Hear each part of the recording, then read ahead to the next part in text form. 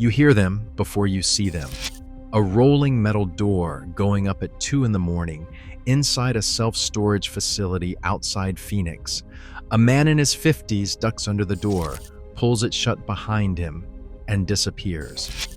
From the hallway security camera, it looks like someone grabbing a forgotten item, but according to facility records reviewed months later, he had been sleeping in that unit for 11 months, and he was not the only one. Scattered across 54,000 storage facilities in cities like Las Vegas, Houston, Phoenix, and Atlanta, an unknown number of people are not storing belongings. They are living inside those units, quietly, some of them for years. And what makes this story worth telling is not just that it is happening. It is why the economics of American housing have made a concrete box with a rolling door feel like a rational choice. In Phoenix, a climate-controlled 5x10 storage unit runs from $75 to $130 a month. A studio apartment in the same zip code averages $1,100. A bed in a shared shelter requires waiting lists that stretch 6 months or longer, and most shelters enforce curfews, sobriety rules, and maximum stay limits that make long-term stability nearly impossible. When you compare those numbers side by side, the storage unit starts to make a kind of desperate sense. But it is not just economics. A storage unit offers something that shelters and shared housing do not. A locked door with only one key, privacy, control over your own space. For someone who has lost nearly everything, that locked door represents something psychological that researchers and outreach workers say is difficult to overstate. It is the difference between surviving and surviving with dignity. The problem is that living inside a storage unit is a lease violation in every facility in the country, and many cities classify it as a code violation as well. And the storage industry has spent the last decade building systems designed specifically to catch it. That is where this story becomes something more complicated than a housing workaround. It becomes a quiet, ongoing conflict between people trying to hold on to the only affordable private space they can find, and an industry built to prevent exactly that. Modern self-storage facilities operate between 8 and 32 security cameras. Many have added motion-activated sensors in hallways that trigger alerts after business hours. Gate access systems log every entry and exit with timestamps accurate to the second.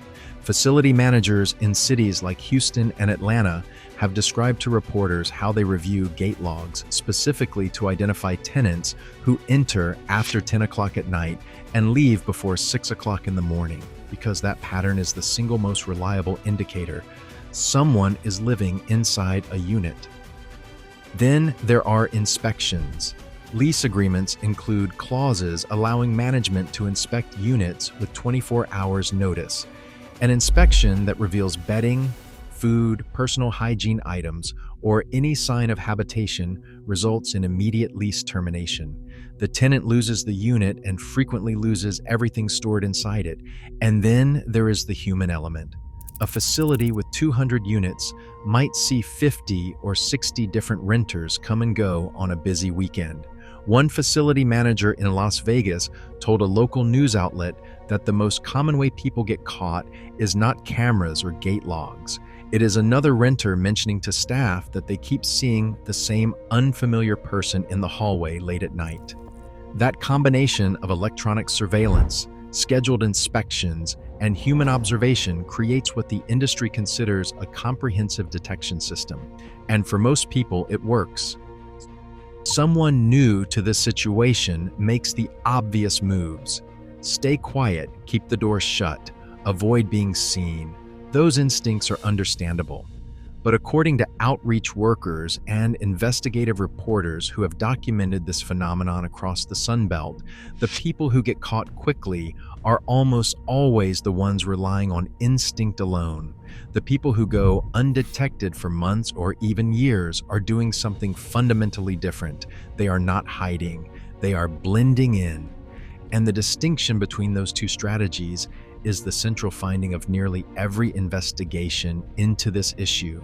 Facility management software is designed to flag unusual access patterns. A tenant who swipes in at 11 at night and swipes out at 6 in the morning, 5 nights a week, creates a data signature that automated systems can detect within days. Some systems generate alerts after 3 consecutive late-night entries. Others flag any access between midnight and 5 in the morning, regardless of frequency. What investigators found when interviewing long-term storage occupants is that they had learned to understand how those systems worked, not by hacking them, but by observing what triggered attention and what did not. A tenant who arrived at different times on different days, who sometimes came in the afternoon and sometimes in the evening, who occasionally skipped a day entirely, did not match the patterns the software was scanning for. The system read them as a normal customer with an unpredictable schedule. One woman, interviewed by a Houston-based housing advocacy group, described how she kept a collapsible dolly and 2 identical moving boxes in the trunk of her car. Every time she entered the facility, she wheeled those boxes in. Every time she left, she wheeled them out. She explained that a person walking into a storage facility empty-handed at 9 at night looks out of place. A person wheeling boxes looks like every other customer moving their belongings. She said the dolly was the most important thing she owned during that period because it made her look like she belonged. The surveillance challenge goes beyond gate logs. Facilities are covered by cameras recording around the clock, but no facility has complete coverage of every square foot. Physical obstacles like support columns, hallway corners, recessed doorways, and the units themselves create gaps in camera coverage that exist in every facility, regardless of how many cameras are installed. Investigative journalists who toured facilities in Phoenix and Las Vegas documented how some long-term occupants had learned to identify those gaps during their first visits. They walked the hallways, noted where cameras were mounted and which direction they pointed, and figured out which movements were visible and which were not. The goal was never to avoid cameras entirely. A tenant who shows up in gate logs but never appears on camera footage would be suspicious in itself. The goal was to be visible doing normal things, walking with boxes, checking a unit, leaving, and to move through blind spots during the moments that mattered most. Inside the units themselves, facility managers say the most effective concealment they have encountered follows a consistent pattern. Investigators and managers describe opening a unit door and seeing exactly what a normal storage unit should look like. Cardboard moving boxes stacked high, a piece of furniture near the front, plastic bins with labels, everything dusty, undisturbed, unremarkable. Behind that front wall of staged property, concealed from the doorway line of sight, was a small living space. One manager in Atlanta told a local television station that he had inspected a unit 3 separate times over 18 months without realizing someone was living in it. He said the dust on the boxes was what convinced him each time. Brand new looking boxes in a unit rented 18 months ago would have raised questions. Dusty boxes said long-term storage, and he moved on. Environmental factors add another layer to this phenomenon. A human body generates roughly 100 watts of heat continuously. In a sealed 5x10 space, that body heat raises the ambient temperature measurably within a couple of hours. Some newer facilities have begun using thermal monitoring as another detection tool, and even in older facilities, a unit that consistently reads warmer than its neighbors during routine HVAC checks can draw attention. Housing investigators documented how some occupants used small battery-operated fans positioned near the gap at the bottom of the roll-up door to circulate air and prevent temperature buildup. Light management followed similar logic. Any light visible under the door after hours would immediately identify an occupied unit. Rolled towels pressed against the base of the door and strips of dark felt weather stripping along the edges kept light from leaking into the hallway. Sound travels easily in concrete storage hallways, especially after hours. A cough, a phone alarm, music playing, any recognizably human noise can carry dozens of feet in an otherwise silent building.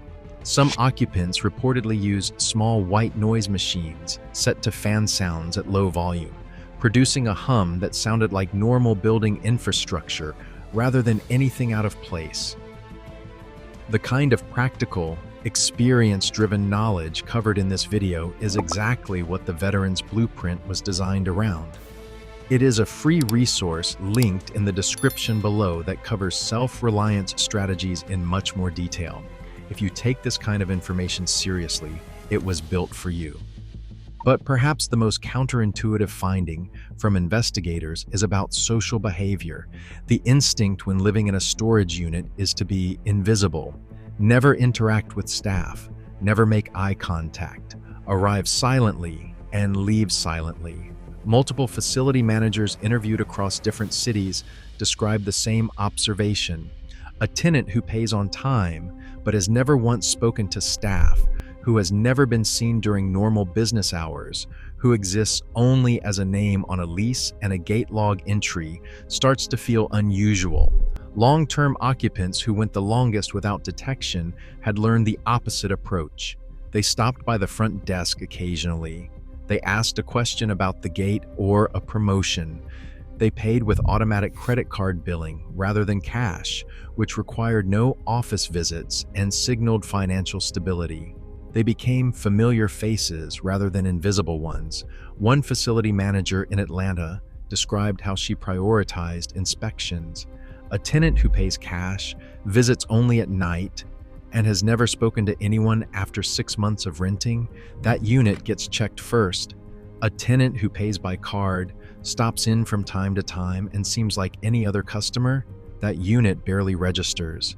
A man in Las Vegas who eventually connected with a housing program after more than a year in a storage unit described it as playing a character.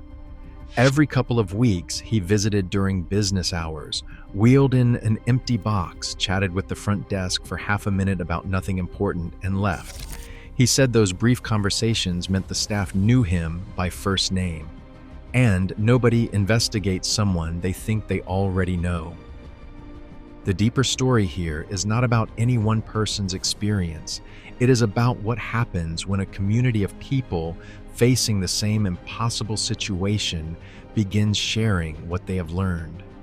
Outreach workers in Phoenix, Houston, and Las Vegas have all documented how this knowledge travels. It moves through homeless shelters, through community centers, through word of mouth between people solving a problem that the housing market created and society would prefer to ignore. No single person figured out that dusty boxes are more convincing than clean ones. No one person discovered that a 30-second conversation buys more safety than a month of silence. These are collective discoveries, accumulated over years by people applying intelligence and observation to a situation that should not demand this level of problem solving just to have a dry, private place to sleep. One man who connected with housing services after nearly 2 years in a facility outside Atlanta said something that the caseworker who helped him still thinks about. He said the unit was not ideal, but it had a lock on the door. It stayed dry when it rained, and it was the first space in 3 years where nobody could walk in without warning. He said he had become genuinely skilled at reading security systems, managing his environment, timing his movements to the minute. And the strangest part was realizing that none of those skills would ever be useful anywhere else. He had built an expertise with no application beyond surviving a situation that should not require this much intelligence to get through. Across the Sun Belt, this phenomenon continues largely out of sight. 54,000 facilities, millions of units, and somewhere inside a small percentage of them, people who fell through every other safety net are holding on to the only private, affordable space the American housing market left available to them. Not because it is a good option, because every other option was worse. if this kind of content matters to you. Subscribing means it reaches more people who are living in these situations, not just people curious about them. A like helps further than you might expect. And the video on screen right now covers a completely different survival reality that these same communities are navigating with the same quiet resourcefulness. Click it if you want this, reaching the people who actually need it.